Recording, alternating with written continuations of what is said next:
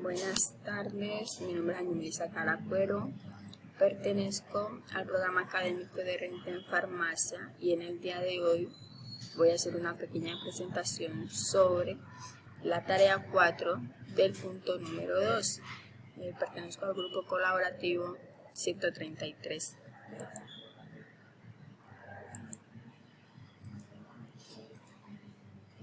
Ciclo de Krebs y fosforilación oxidativa.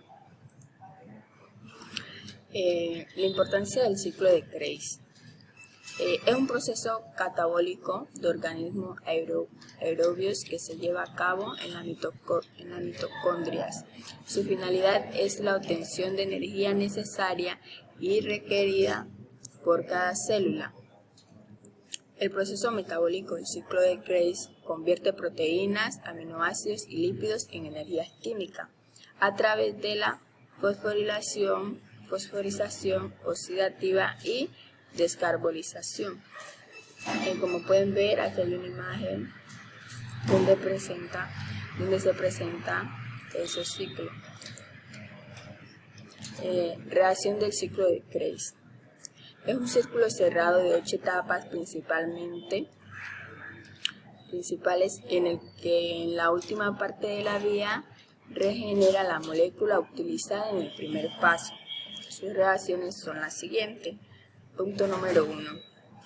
Comienza con la incorporación de una molécula de acetil CoA, compuesto de átomo carbono, que se une al oxalacetato, compuesto de 4 átomos de carbono, formando el ácido cítrico o citrato, compuesto de 6 átomos de carbono, liberando la molécula de la enzima A.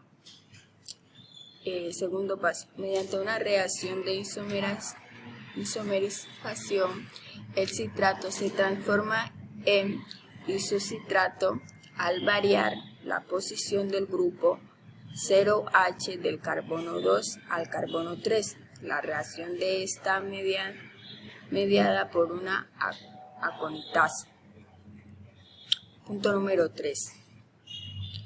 El isocitrato sufre el primer descarbonización oxidativa del ciclo. El isocitrato pierde un carbono en forma de CO2. Se oxida formándose HADH más H más y se transforma en acetoglutarato, compuesto de 5 átomos de carbono. La enzima que cataliza este paso, la isocitrato deshidrogenasa, es un importante regulador de la velocidad del ciclo de ácido cítrico. Cuarta. A continuación, tiene un lugar en la segunda descarbonización. El acetglutarato pierde un átomo de carbono en forma de CO2.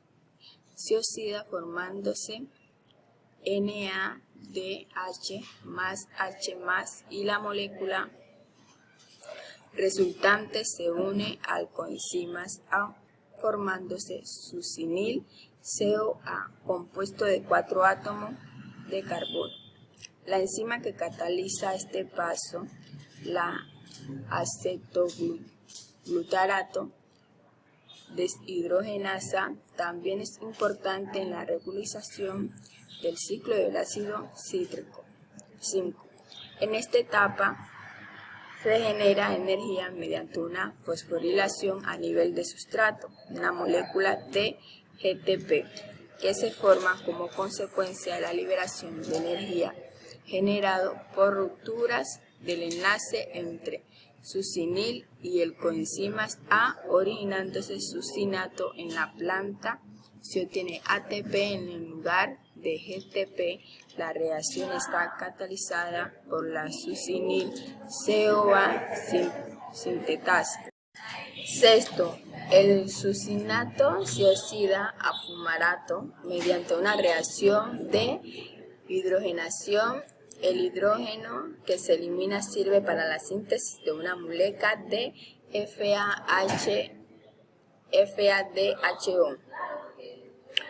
7. El doble enlace de fumarato se hidrata con una molécula de agua y se forma malato por la acción del fumarato hidratasa. 8. Por último, el malato se oxida mediante una deshidrogenación o oxalacetato de tal forma que el grupo del alcohol del malato pasa al grupo de cetona en el oxalato. Está catalizada por la malato deshidrogenasa a su vez, que se forma una molécula de NADH más H más. Así vuelve a generar oxalacetato para que una nueva molécula de acetil COA él inicie el ciclo de nuevo y así vaya trascendiendo. La importancia y función de la fosforilación oxidativa. Es un proceso metabólico en el que se aprovecha la energía para la producción de ATP. El proceso ocurre cuando las mitocondrias, los electrones liberados a través de la oxidación de la glucosa, se transportan al supercomplejo de fosforilación oxidativa a través de FMNH2. Los electrones pasan a través de una notable cadena de transporte de electrones a lo largo de la cadena que se transporta de electrones liberan pequeñas cantidades de energía con cada transferencia de electrones y el transporte acopla el bombeo de protones a través de la membrana mitocondrial. Eventualmente los electrones se entregan al oxígeno molecular, en el cual se reduce al agua. Finalmente los protones que se han reunido en el borde de la membrana mitocondrial se vuelven en cascada girando una rueda de molino molecular que impulsan la fabricación de ATP. El ATP se utiliza para alimentar procesos en toda la célula.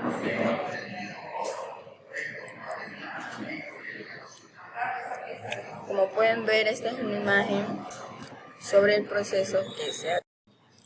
Complejos mitocondriales. La cadena de transporte de electrones es un conjunto de proteínas y moléculas orgánicas incrustadas en la membrana, la mayoría de las cuales se organizan en 4 grandes complejos nombrados del 1 al 4. En eucariontes, muchas copias de estas moléculas se encuentran en la membrana mitocondrial interna. En procariotes, los componentes de las cadenas transporte de electrones están en la membrana plasmática. Conforme los electrones viajan a través de la cadena, se desplazan de un mayor nivel de energía a un inferior, que se mueven de moléculas menos ávidas de electrones u otras más ávidas. En estas transferencias de electrones cuesta abajo se libera energía y varios de los complejos de proteínas utilizan la energía liberada para bombear protones desde la matriz mitocondrial al espacio intermembranal para formar un gradiente de protones.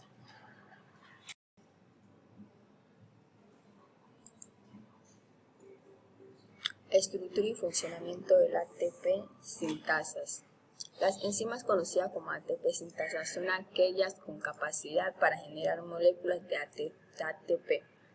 Adenina trisfosfato. A partir del ADP, adenina difosfato y PI fosfato inorgánico. El ATP es la molécula principal de intercambio de energía entre los diferentes sistemas metabólicos de las células.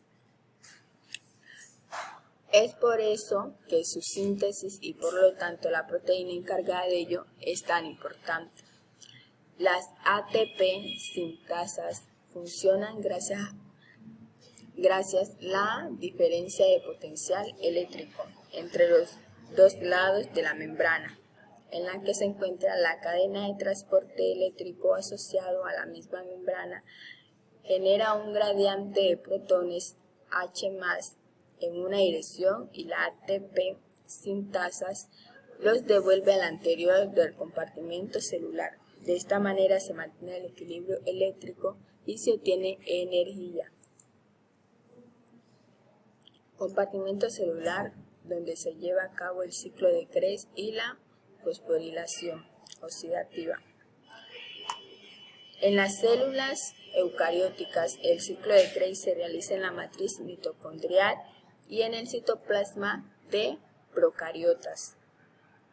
Por ello, las células que no tienen mitocondrias, como los glóbulos rojos, no pueden realizar el ciclo de Krebs o la fosforilación oxidativa, por lo que la energía de que disponen es básicamente la obtenida en los glucólisis. Estas son algunas de las referencias en las que puede buscar la actividad.